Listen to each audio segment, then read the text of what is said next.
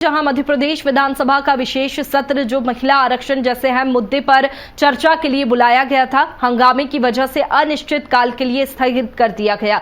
सत्र की शुरुआत से ही विपक्ष ने विभिन्न मुद्दों को लेकर सरकार के खिलाफ जोरदार नारेबाजी शुरू कर दी। विपक्षी सदस्य सदन के बीचों बीच पहुंच गए, जिससे कार्यवाही बाधित होती रही। विधानसभा अध्यक्ष ने कई बार सदस्यों से अपनी सीटों पर लौटने और सदन की गरिमा बनाए रखने की अपील की, लेकिन स्थिति नहीं सुधरी। बढ़ते शोर शराबे के बीच अंततः अध्यक्ष को सत्र स्थगित करना पड़ा। सत्ता पक्ष ने इसे विपक्ष की विकास विरोधी सोच बताया, जबकि विपक्ष का कहना है कि सरकार महत्वपूर्ण मुद्दों पर चर्चा से बच रही है।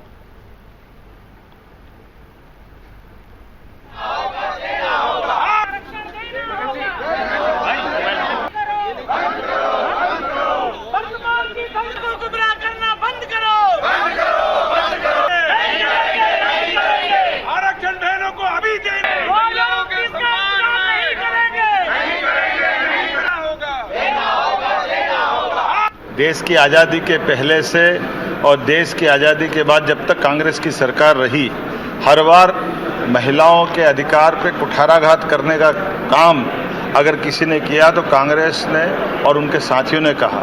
पहले जब पक्ष में थे तब पक्ष में वही रोल रखा, और जब अब प्रतिपक्ष में तब भी बहनों के अधिकार को देने से उनको वंचित करने का काम किसी ने किया है तो कांग्रेस और उनके लोगों ने किया है। परिसीमन के साथ सीलिंग लगाने का प्रयास किया था 42वें संविधान संशोधन के माध्यम से कि देश की आधी आबादी के लिए भविष्य में कोई सीट नहीं बढ़ाई जा सकेगी। आरक्षण को लेकर भी उनकी जो दुविधा रही है वो परिणाम रहा है कि चाहे साहबानों का प्रकरण हो या 3 तलाक का घटनाक्रम हो, हमेशा बहनों के साथ अन्याय करने का काम कांग्रेस ने किया है। हमने परिसीमन आयोग के साथ ये जो नारी सशक्तिकरण अधिनियम को संकल्प को पारित करने का उनके साथ आह्वान किया, जैसा हमेशा होता आया, कांग्रेस ने फिर अपनी बात को से पलटते हुए वही तरीका लगाते हुए उससे भागने का काम किया। नारी शक्ति बंधन को लेकर बुलाया गया मध्य प्रदेश विधानसभा के 1 दिवसीय सत्र का जो है समापन हो गया और विधानसभा की कार्रवाई अनिश्चितकाल के लिए स्थगित हो गई है। इस वक्त देख सकते हैं आप के पूरे सदस्य बाहर निकल रहे हैं, लेकिन जो नारी शक्ति बंधन संकल्प जो प्रस्तुत हुआ था उसके विरोध में विपक्ष ने वॉकआउट किया और यहाँ गांधी प्रतिमा के सामने आकर इसका विरोध भी जताया। हालांकि विपक्ष ने जो नारी शक्ति जो बंधन था उसको लेकर एक संशोधन प्रस्ताव पेश किया था, लेकिन उसे जो है टाल दिया गया। हमारे साथ नेता प्रतिपक्ष उमंग सिंघार जी मौजूद है, उन्हीं से जान लेते हैं। सर, आपने संकल्प जो था उसको लेकर संशोधन पेश किया था, लेकिन उसको माना नहीं गया, फिर आपको प्रदर्शन वॉकआउट करना पड़ा। देखिए, सरकार क्यों डरी हुई? 160 विधायक प्रदेश के अंदर मत विभाजन में क्यों घबरा गई? हम तो 60 थे।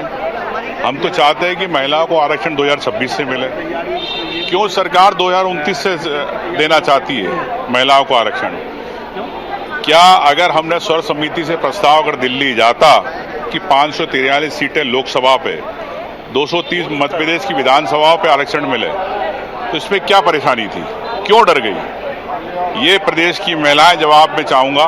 प्रदेश की महिलाएं जाने किस प्रकार से भारतीय जनता पार्टी 2029 के झूठे सपने दिखाती है। वर्तमान में 2026 की बात नहीं करना चाहती, महिलाओं को अधिकार देने की। सर, स्पीकर तो कह रहे हैं कि आज सुबह आपका संशोधन प्रस्ताव है। आपने देखा पूरा स्पीकर पे किस प्रकार से दबाव बनाया गया। माननीय अध्यक्ष जी ने व्यवस्था दे दी डिवीजन की, विभाजन की, लेकिन जिस प्रकार से मुख्यमंत्री मंत्रियों ने दबाव बनाया तो ये लोकतंत्र की हत्या है।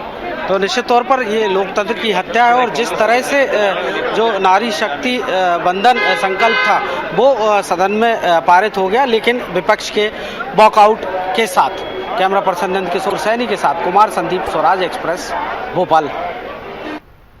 देखिए, पारित तो होना ही था, क्योंकि नारी के सम्मान में भारतीय जनता पार्टी का न केवल विधायक बल्कि प्रदेश का एक कार्यकर्ता भी है और देश का आदरणीय नरेंद्र मोदी जी का संकल्प है। और मैं आज आपको फिर कह रहा हूं, मेरे शब्द इस रिकॉर्ड में हो रहे हैं, माननीय मोदी जी का संकल्प है, ये देश की लोकसभा और राज्यसभा में भी पारित होगा। देखिए, 1 दिवसीय सत्र सिर्फ एक ही संकल्प को लेकर था, वो संकल्प हमारा आज बहुमत से पारित हो गया और बहुत सक्सेसफुल रहा। लोगों ने सबने अपनी अपनी भावनाएं बहुत अच्छे ढंग से रखी और मेरा विश्वास है कि हमारी जो सोच है भारतीय जनता पार्टी की कि महिलाओं को 33% आरक्षण नए परिसीमन के साथ दिया जाए।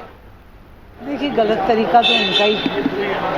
आज़ादी के बाद से लंबे समय तक वो सत्ता में रहे, पर कभी महिला आरक्षण बिल पास नहीं होने दिया। सारी विसंगतियों को भी सिलसिलेवार माननीय मुख्यमंत्री जी ने भी और हमारे सभी वक्ताओं ने रखा है। ये उनकी बेईमानी है और वो मातृशक्ति का अपमान ही करना चाहते हैं।